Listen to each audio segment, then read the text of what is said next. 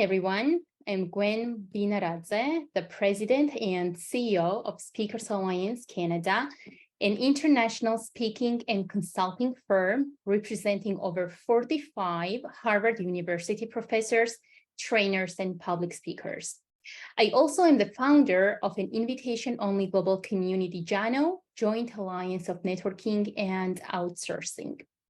Here at Harvard Business School Online, I lead a global chapter that gathers over 3,000 members worldwide.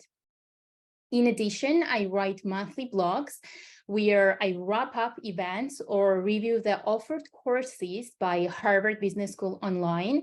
I mostly write about courses that I have experienced, such as CORE, which includes business analytics, economics for managers, and financial accounting, as well as sustainable business strategy, management essentials, and business strategy. Qualified learners can take 3 courses to receive a certificate of specialization.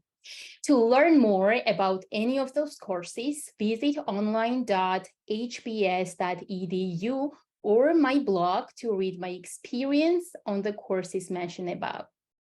This is a quick reminder that HBS Online has recently launched a chapter titled Entrepreneurship and Innovation. Those members interested in these fields are welcome to join and explore the offerings of the chapter. If you regularly attend my events, you already know the rules, but today we got close to 200 RSVPs for this event, and I will repeat the rules for new members. Please don't take a picture or a video during the event without permission. You're welcome to keep or turn off your video, but I always ask if it's possible to keep it on, as it helps us make the event more engaging and interactive. Please use every event as a chance to network and share your LinkedIn links in the chat so we can connect and stay in touch. And my link is already in the chat, and I look forward to getting in touch with all of you. Also, feel free to share where you are joining us from and which course you have taken. I'm right now in Toronto, Canada, and I look forward to learn more about you, where you are joining us from. Today, I'm honored to facilitate an interview and ask questions to our special guest, Jody Moon. Jody is a special agent in charge at the Defense Counterintelligence and Security Agency in the United States. And today we will talk about women in leadership and work-life balance.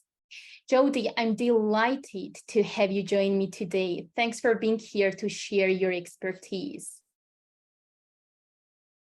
Yes, good morning. It's a pleasure to meet you, Gwen. When we first interacted, I definitely felt a connection, and I'm feeling it today. So I'm truly honored to be here to have a great conversation this morning. So I'm excited to host this event.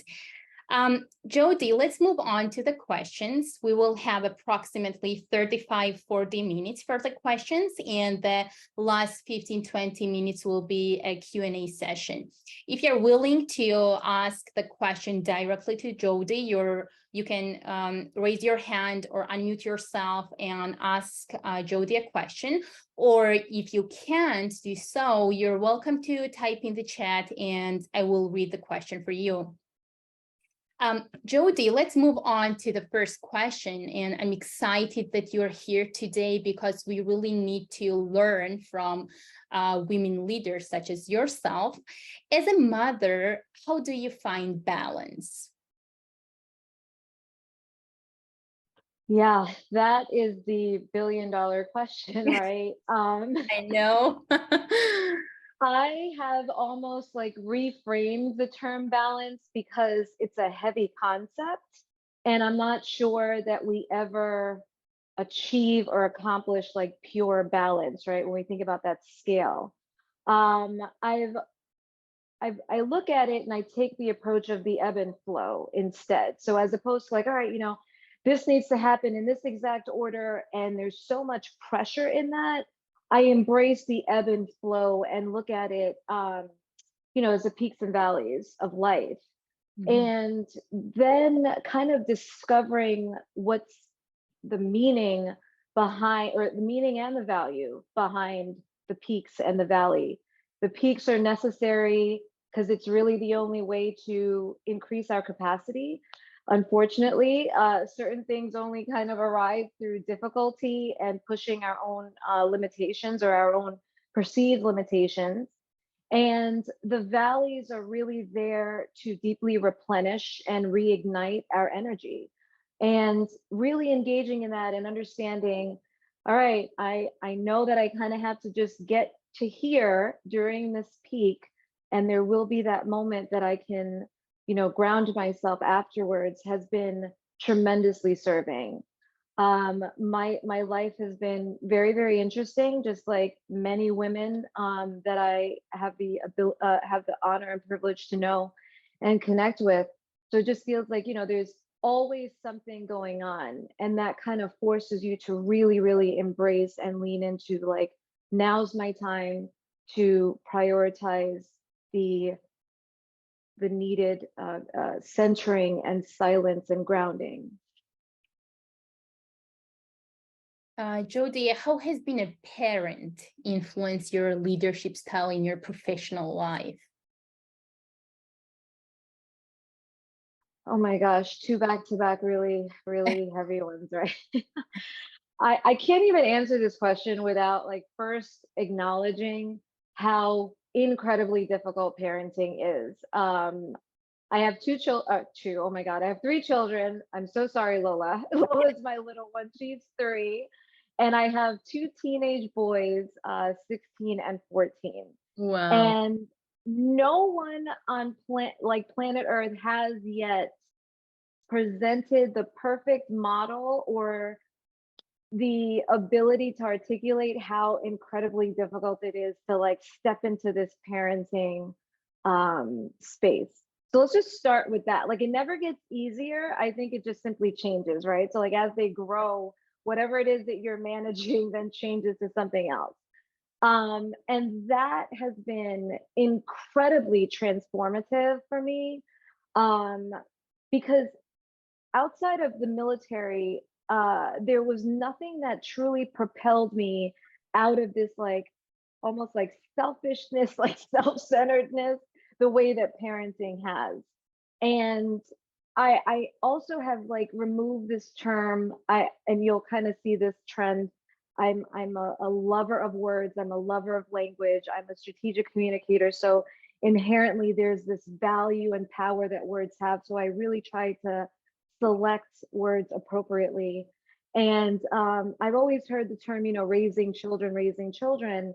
And what I've kind of remodeled that into is, instead of raising children, I'm, like, cultivating them. So I don't want them to have, like, these, firm beliefs. I want them to be their best selves. I want to uncover the most amazing strengths and the things that, maybe they struggle with uncovering.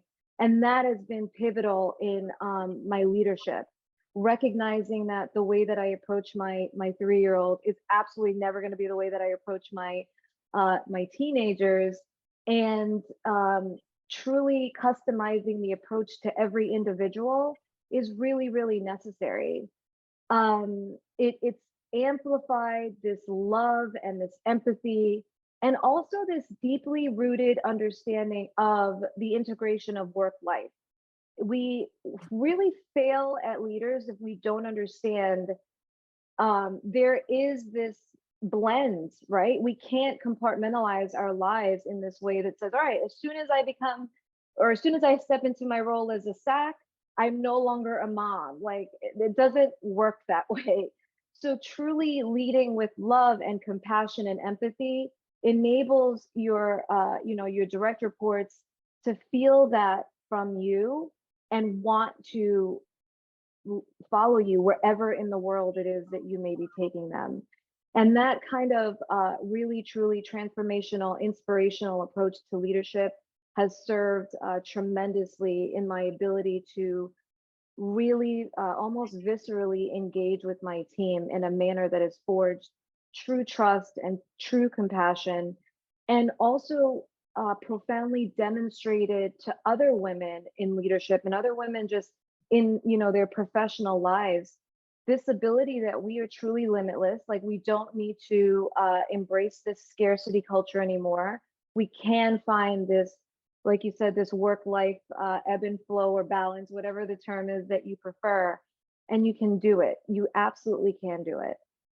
Wow, I have three children under 5, so it's always great to hear from more experienced parents. So I was like, I almost made some notes from answers. So thank you for those tips. How do you prioritize self-care while juggling a demanding career and family responsibilities? I always feel like when I hear the term self-care, it's incredibly, I don't want to say It's our triggering. That's a zone. really, yeah, it's a heavy thing, right? Because like, that's been an ongoing journey for me. Really digging into understanding what self-care is. And I think where I've landed at this point in my life is that self-care is truly a bookmark for healing and intrinsically associated with self-love. You really can't have one without the other. And it's so wildly interesting, Gwen, that our time today falls on May 26th. And I say that because Memorial Day is coming up in the United States this weekend. And also May is Mental Health Awareness Month. And I have to really capture that in this answer because I have finally entered into a space where I'm fully embracing some of the mental health things in my life. And that's why the self-care concept is still a little bit challenging for me. I've recognized that in order to truly engage and even understand self-care, we have to dismantle these belief systems that we have, especially as women. I think we're brought up, like I brought, you know, as I mentioned earlier, this scarcity culture, and you know, there's only but so much. There's only so much room here, and you know, we've all heard this glass ceiling concept when it comes to women, and we have to truly analyze that and tap into resources. In my instance, it was finally embarking upon going to therapy and understanding that I needed help and guidance to dismantle some of those intrinsic things that were no longer serving to me. And then taking that process and transforming the term self-care from this, like, hey, this is a really great thing that, you know, if you find the time, go ahead and do it, into something that is 100% necessary. It's really the domino effect, right? You can only show up with however strong you feel in that moment. And if you're not there, then everything kind of falls. And what's so interesting about therapy is that all of these things that you believed have been so serving, they might have been, but there's a cost to everything. So what did these things really cost me in my life with this, you know, insane drive and this insane push? And it truly enables you to discern so much better. So, you know, when you approached me about this interview, I was like, hey, what is this going to cost me? How can I put this together? Is this value worth the amount of effort that I have to put in to be present? And doing, and excuse me, engaging in that formulation allows you to say yes, like the end results, because there's a beautiful exchange of energy here. The energy that I'm going to get from this presentation and what I hope that everyone gets out of me is well worth you know, my investment. And I think that that guidance into therapy and this continuous process of radical acceptance has been a part of my self-care journey. And I'm embracing more so now than ever before meditation, you know, engaging in the work, because just going to therapy is one thing, right? You can go and then say, all right, I scrap all that. But doing the actual work required to dismantle ourselves and then reposition and reconstruct ourselves with more fulfilling and more valuable things is it's incredibly worthy of our time and energy.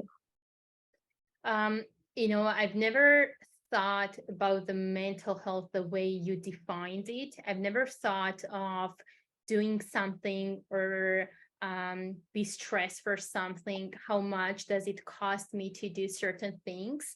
And when you said that you had to put a lot of time and energy for this interview, trust me that I'm the first one, but others are attendees. Many of them will find this interview very valuable and helpful because not only in North America, but around the world, mental health kind of been pushed back because everyone is, busy. And if it's not like extremely important, people just don't find time to take care and seek help. So this interview and the recording that we will publish will help a lot of people to really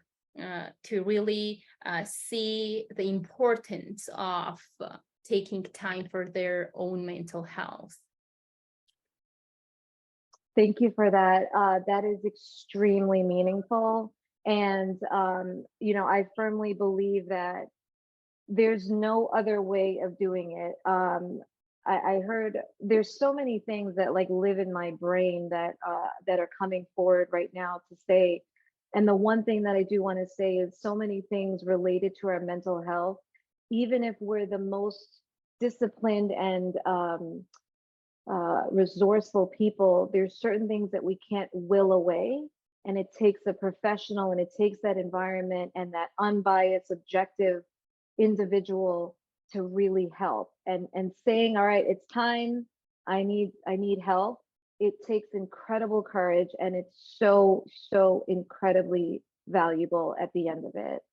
I want to take that back. There's no end. That is the actual thing. That is the journey of life and of enhancing our consciousness and evolving as people. Jody, you spoke about mental health and its importance in self-care. What have been your greatest obstacles to overcome?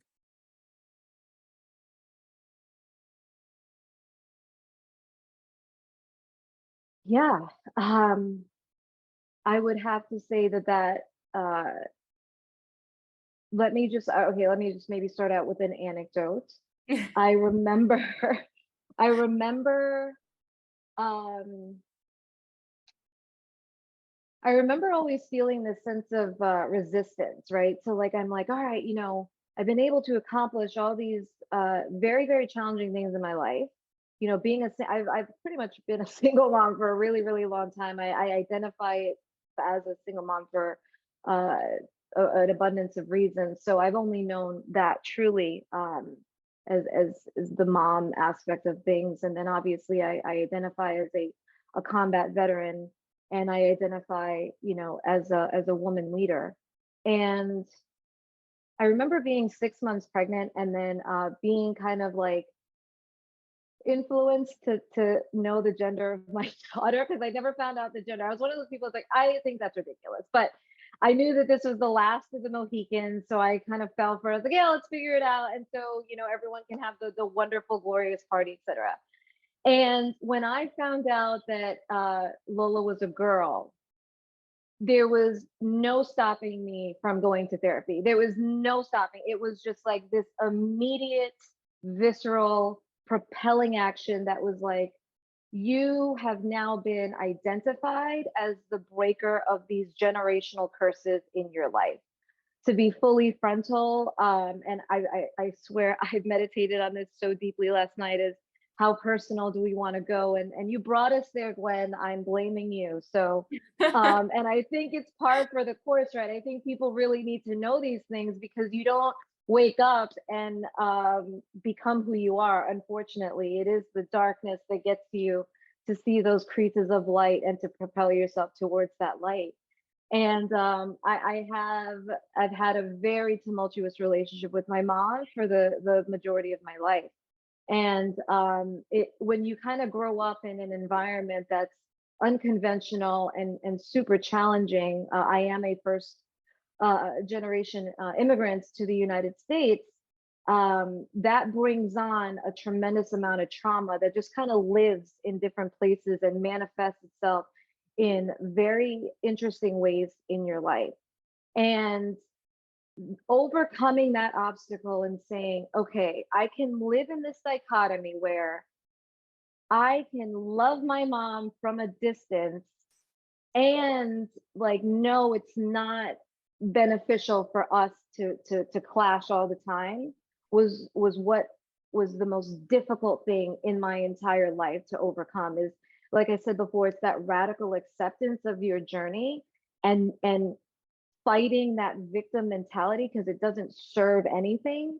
It's that, hey, these things can all live in tandem and they all serve such a brilliant purpose in your life. And you may not really know in your lifetime what they serve. Hopefully, you figure it out eventually. But it is just breathing in and saying, this is the reality of it. I have to overcome this somehow. So I am not the barrier to where I live my best self and I live within my limitless capacity and my limitless potential. And that took one entire lifetime to arrive at. And what's going on 3 years of therapy. So it's a journey, and I am so glad that I embraced that and leaned into it. And I can understand it now and understand how to like more weave a pathway in the way I treat my own children, and then inherently the way that I engage with every human being that I'm around, with this sense of deep compassion, this sense of deep empathy. And there's a neurodivergence to it too that I fully embrace and has led me to easing up tremendously on myself. And that space that I positioned within myself through the resources of therapy and overcoming those barriers and obstacles has been the greatest gift that I've been able to give myself and then everyone I interact with. Wow, thank you for, first of all, for sharing your greatest obstacle, and then for letting us know the way, the practical way how you overcame it. So it's powerful.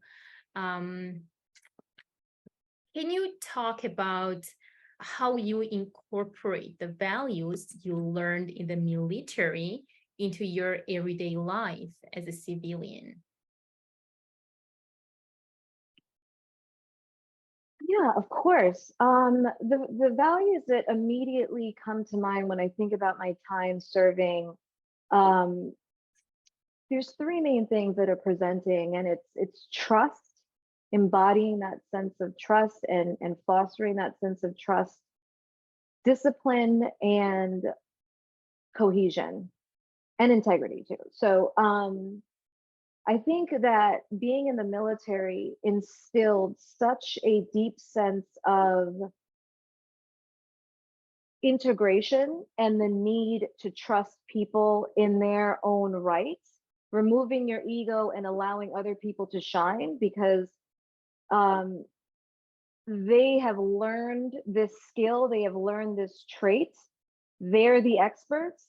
So take a step back, put your ego on the doorstep, because people's lives are at risk if you don't know how to do that effectively, and enable those people who are, entrusted with that, whatever it may be, if it's a pilot or an intel analyst, that's what I was in the military, allowing them the place to be their best selves and understanding how that plays a role in the grander mission at play has it's something that I take into every single day. And I say that because it's a real failure if your ego is at the front every time you lead. I think that's a big stopping block, because it's no longer about you when you enter into a position of leadership. What your people do, whether you're looking at leadership from a mom perspective and understanding that what your children are accomplishing is a direct reflection of you as a mother. The same exact holds true when you think about your direct reports.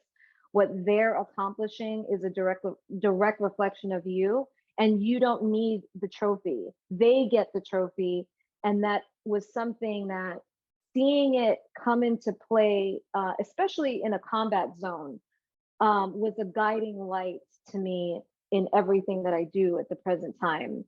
That united front has enabled me to trust the people who are, the subject matter experts, and take the step back to enable them to perform, and, concurrently give them the tools, the inspiration, the support, the resources to be better at their jobs.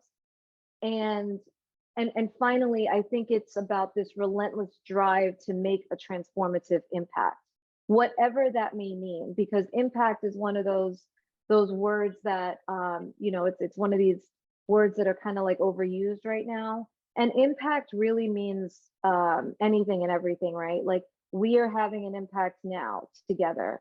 It can be as tiny as,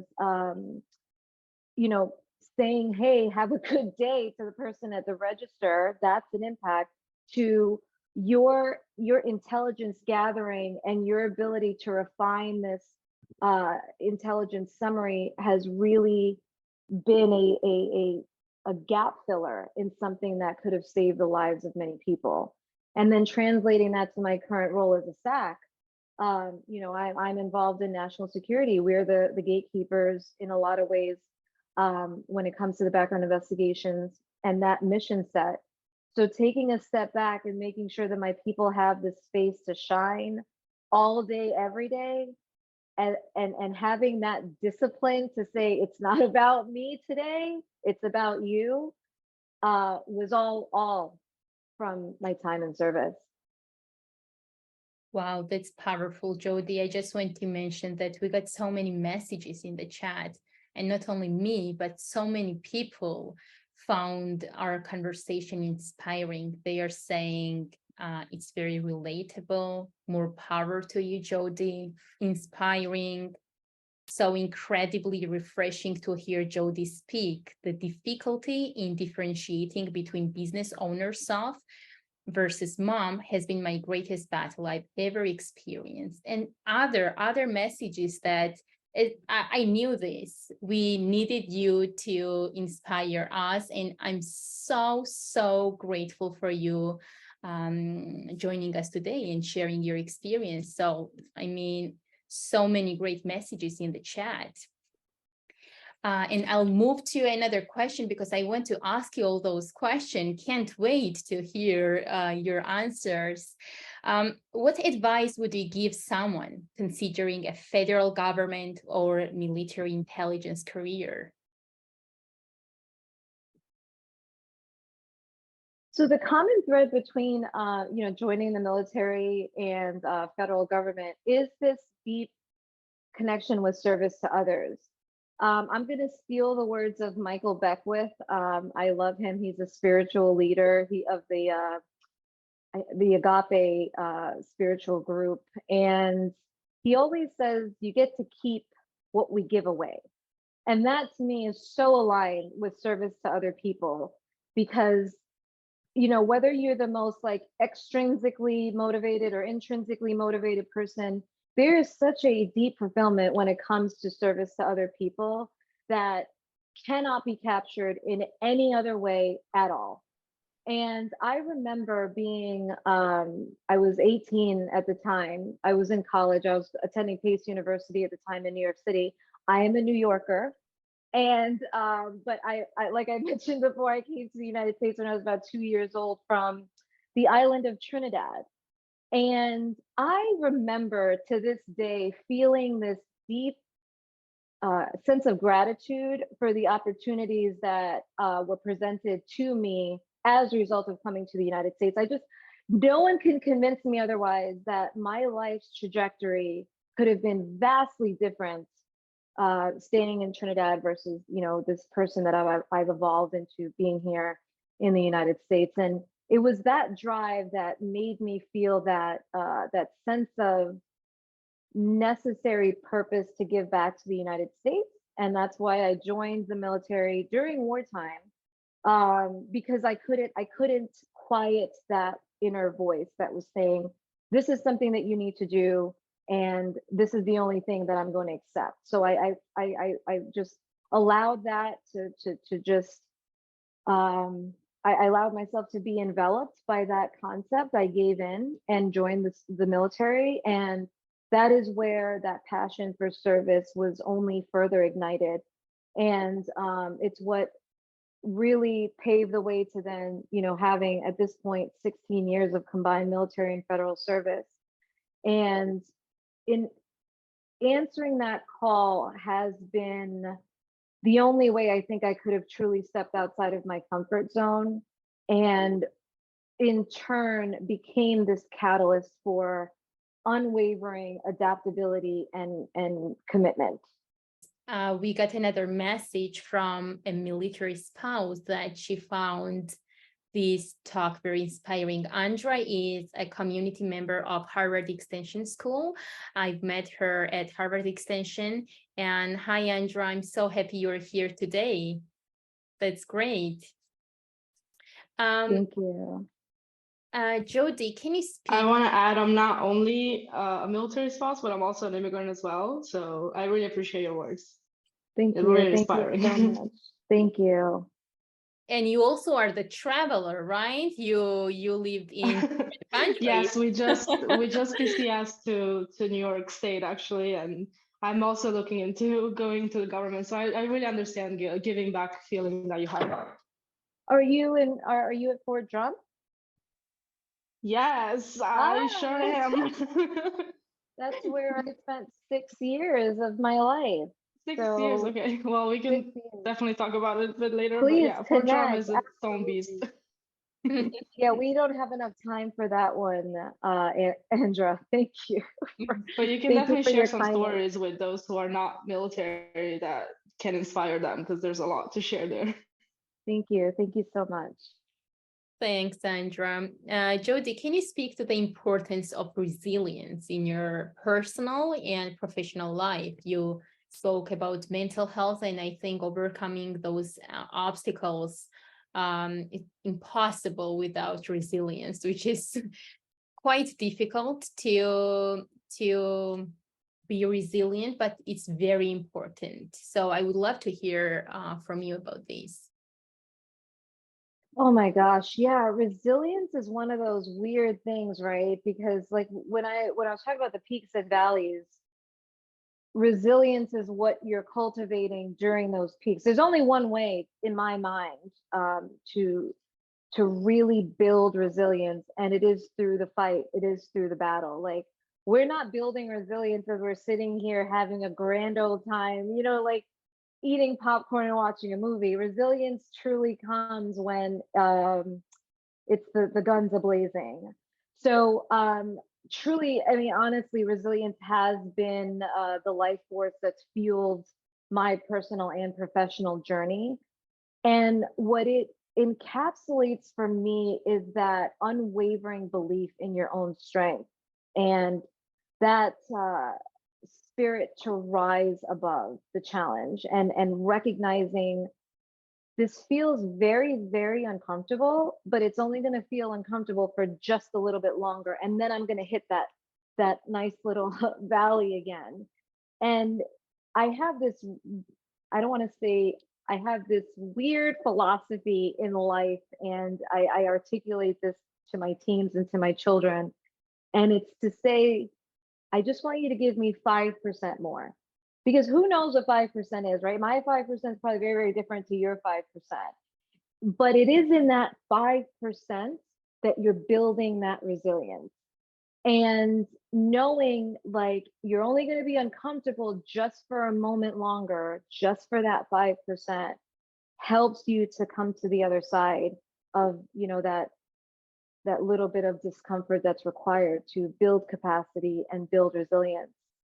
And it is only through resilience that we can navigate, the ever-changing landscape that life holds. And it bridges those gaps of courage and grace and unyielding power to create and to foster that future for ourselves, and be that force that every nation needs right now. Right now, that's the way to do it. I agree. Jody, how do you approach mentoring and leadership in your current role? Yeah, I think we touched upon a lot of those things through our conversations this morning. And I really approach mentoring and leadership as not, my responsibility and my job, but as this profound opportunity, right? Like when we talked about the difference between raising children versus cultivating them, that's really where I find my benchmarks when it comes to leadership and mentoring. Holding dear to a learning mindset.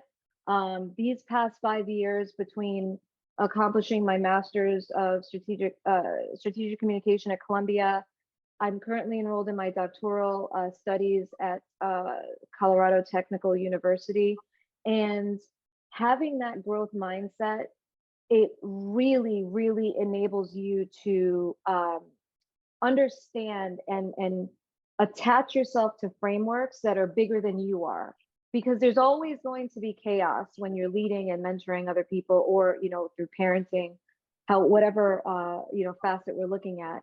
But actually structuring the approach and leaning into theoretical research proven philosophies of other people helps you to forge your own voice as a leader. And engaging in these studies and engaging in this like commitment to learning and listening has been really paramount, and has been a catalyst again for the growth in teams that I've been able and fortunate enough to lead.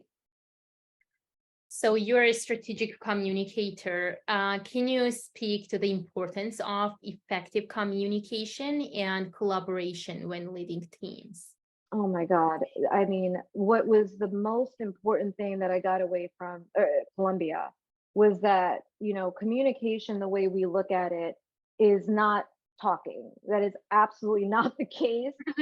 Communication is so robust, and it's a bedrock of guiding teams, like understanding communication in all of its intricacies and understanding the psychology of communication.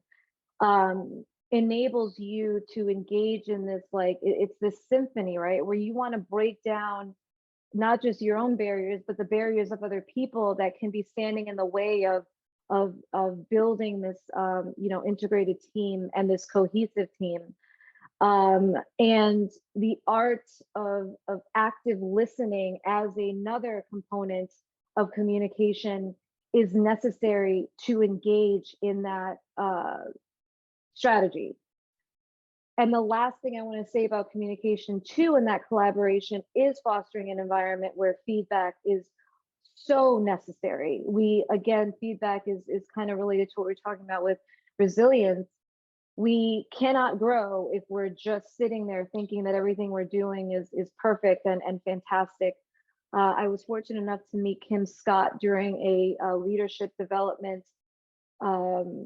course at Columbia, and she wrote the book Radical Candor, and that really is a phenomenal book related to this concept of feedback, and again dismantling this resistance that we have to understanding what feedback is and why it's so necessary to propel us both cohesively as a team and as as our own internal trajectory requires. Jody, we all know, and there are research and data available, that women are underpaid and undervalued very frequently in the workplace. In your opinion, what are the biggest challenges facing women in leadership today? Well, yeah. I mean, there's a lot, right? I mean, we've got the lack of representation. We have the many gender biases. You have the wages issue and concern. And when I think about this concept, the inquiry that always comes to mind is, how do we fight oppression and remain harmonized, right? Like that's a really, really challenging thing to unpack. And for me, it comes in strategy. It comes in these moments that we have right now. While I have everyone's attention, how am I engaging in a manner that enables you to look deeply at the biases that you have within yourself? And can you, hello, Gwen? Sorry. Yes, yes. Oh, I'm so sorry about, there was so weird feedback. I'm sorry. Can you hear me okay? Yeah, we can. Okay. Um, yes. So the problems that are facing women. And for me, it's not just, you know, focusing on the problem. I'm very solution oriented, and that's why that inquiry comes to mind in terms of fighting this concept and staying harmonized, because it is the harmony that breaks the barriers, right? Like you alluded to in terms of research. I mean, it's proven that there's two things that really, really help us to get through and embrace diversity and inclusivity, and that's proximity and it's empathy. So that harmony is a absolute pillar to understanding this, breaking down our barriers, and now instilling these great values that enable diversity, enable women to be in these roles, enable a different approach to you know, setting pay structure. So the one thing I kind of want to leave with this question is it surrounds the understanding of strategy. And MLK comes to mind extensively with this because of his just insurmountable ability to do this, you know, in his time.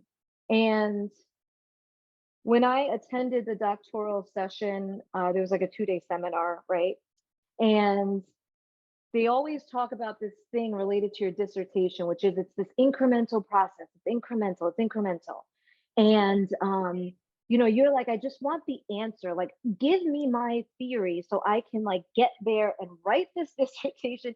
I know I'm so early, but I don't want to waste all this time and like do all this research about these other things, et cetera, et cetera. And the reality is you've got to really ask yourself, like, do you want the dissertation and do you want the doctor title, or do you want the ego? And you can't have them both. And you can't approach the strategy and the solution with the same mind that is that got you to the problem. You have to evolve. You have to change the consciousness. You have to change the entire mindset if your goal is this. And that's what we all have to do when it comes to whether we're talking about diversity in terms of women in the workplace, whether we're talking about diversity in terms of everyone being comfortable with the Black woman who's speaking right now.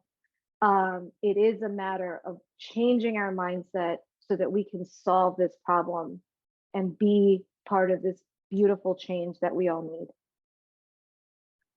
Jody, final question from me, and then we will move to a Q&A session. What are the essential qualities of a successful leader in today's rapidly changing world?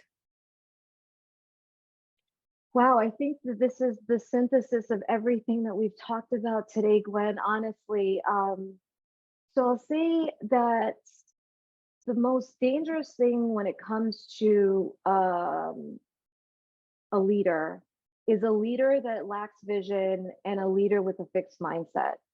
And the reason I say that is because having that vision enables you to unify your team and inherently create this resilience because you're all in it together, gathered towards achieving and accomplishing that vision through, you know, this mission then that you're articulating to your team.